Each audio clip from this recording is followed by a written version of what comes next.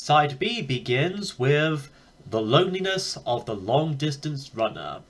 Inspired by the 1959 short story of the same name by Alan Sillitoe and its 1962 film adaptation, this song is basically about a person running a marathon, but it also goes into a bit of detail about how the actual race goes and what one would go through when they start doing such a long run.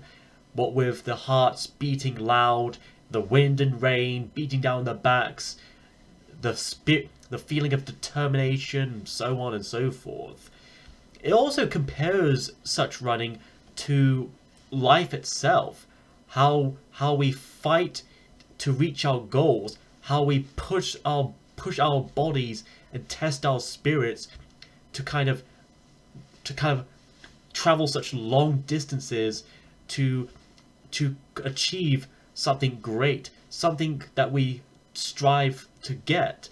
And even when they're so far away, we have to keep our determination and persistence high. And even if we do reach our goals, even if we do make it to the finish line, we'd sometimes question if it's all worth it at the end, if all that wasting of time and strength was worth winning that prize. The music really helps in complementing these kind of themes with the very melodic and melancholic guitar riffs, the emotional melodies, and just the vocals of Bruce Dickinson alone. I think a lot of marathon runners and sports people can really relate to the song and how it speaks about strength and stamina and determination. Next is Stranger in a Strange Land. This was the second and only other single of the album, and considering the lengths of most of the songs here, it's kind of not hard to see why there were only two singles made out of it. But anyways, this tells the story of an explorer who ventures into the Arctic, but soon eventually gets lost and trapped in the ice and snow.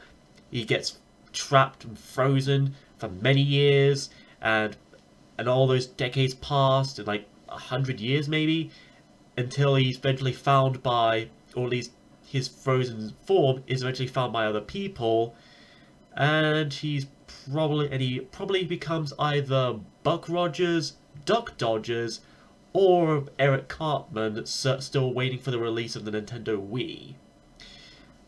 This, along with Wasted Years and Sea of Madness, were written by Adrian Smith, one of the guitarists of the band, and this was one of his more unique ones, to say the least.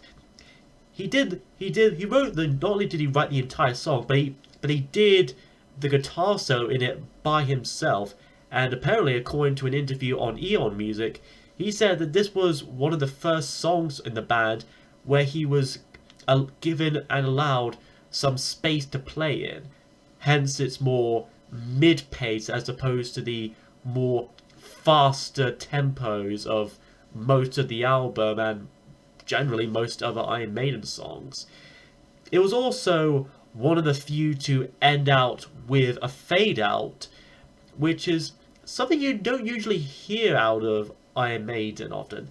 More often than not, their songs would often have some kind of ending, some kind of conclusion, at least musically, but something like this, I think, kind of represents the ambiguity of the song, whether or not the character actually survives being frozen for a century, or he's now pretty much dead. But But that aside, this is another good song from Iron Maiden, and like Wasted Years, is another good example of the songwriting of Adrian Smith. Sure, most of the other songs are done by Steve Harris or Dave Murray, but it's good to hear different songs written by each of the individual members of the group. Then we have Deja Vu. No, not Beyonce's Deja Vu. This is totally different. And a whole lot better. objectively. Anyways, after the very steady pace of Stranger in a Strange Land, this begins very much slow and very almost atmospheric in a way. It almost kind of feels like a false start.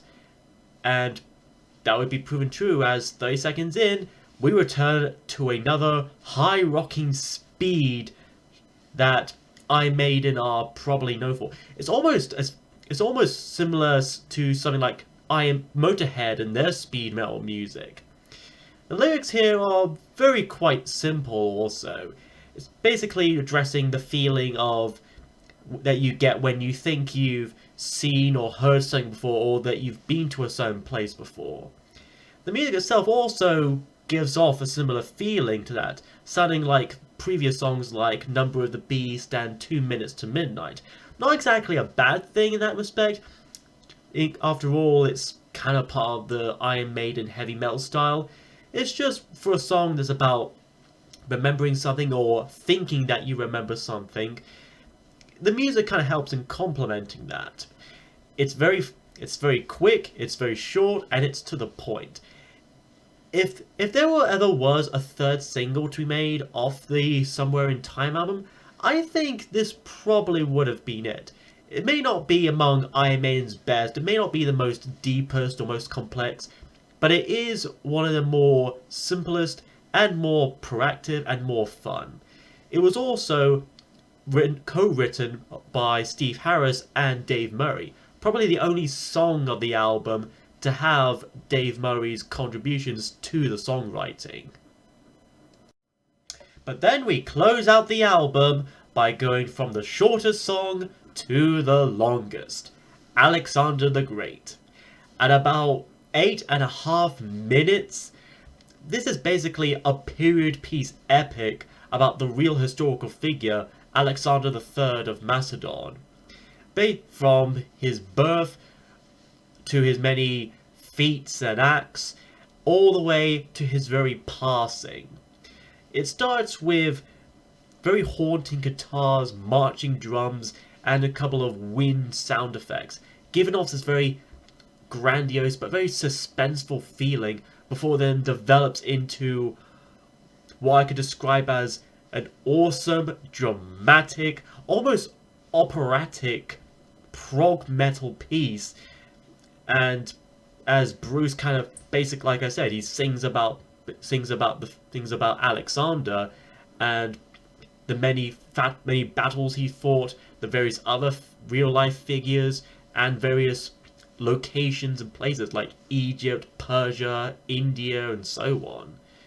And then part way through, we then come to an instrumental section where the guitars, the bass, the synth, and the drums, they all come together into a harmonic metal. That's why I could describe this little section alone, harmonic metal, because it comes together so almost perfectly, and it's not easy to describe in simple words. But I will say, this instrumental bit alone lasts for over 3 minutes before Bruce Dickinson returns to sing a few more, and then close out the song and the album with a worthy and just as expected, but still very worthy conclusion. In this, Bruce really gives it his all here with his vocals. It almost has a very almost operatic vibe to his vocals here, like a heavy metal opera. And the writings of Steve Harris he really knows his research well. I looked up a bit about Alexander the Great, and a lot of the stuffs here are actually kind of accurate. So I like to see more, and it's really strange to say that a heavy metal song is somehow more accurate than most historical biopics these days. How weird is that? And plus, can anyone actually pinpoint another song that's also about a real life historical figure like Alexander the Great? I'm sure there have been a few, but like I said, they're few and far between. But I think this is probably one of the best songs to be about a real life person. And it's not just coming from me being an Iron Maiden fan.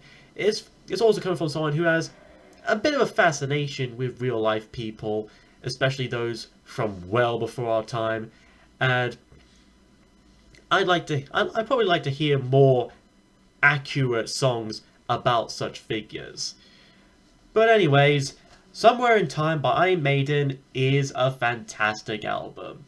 It's not only is it one of among Iron Maiden's best, I mean all the albums are great essentially, but it's also a good example of perfect pure heavy metal, and I think it kind of proved itself to be a good transition from the more traditional, more rawer metal of Peace of Mind and Power Slave to the more grandiose, more like slightly more synth-based stuff like Fear of the Dark, Send Sun, Send Sun, and so on. And for an album that's called Somewhere in Time, some have speculated this was probably a concept album, given that half the songs here were about time and space, like the title track, Deja Vu, Stranger in a Strange Land, and so on. However, the band themselves admitted that it wasn't intended to be a concept album. It was mostly just kind of a coincidence, and they were just kind of thinking of ideas for songs and all that. But about all that aside, I think it's still a good standalone album, and even if it was intended to be a concept album, it'd still be a good one regardless. It has some great guitars, some great solos. Bruce Dickinson still has his all with his vocals here, and the songwriting is absolutely diverse and ranged. If you're traveling somewhere in time, if you want to see a time capsule of 80s heavy metal, Somewhere in Time is probably up there for recommendations. Though it's probably likely you probably heard it all already. Next time though, or rather the next 2 weeks, we continue Anoraknoween by looking at two distinct and different albums by Elton John of all people.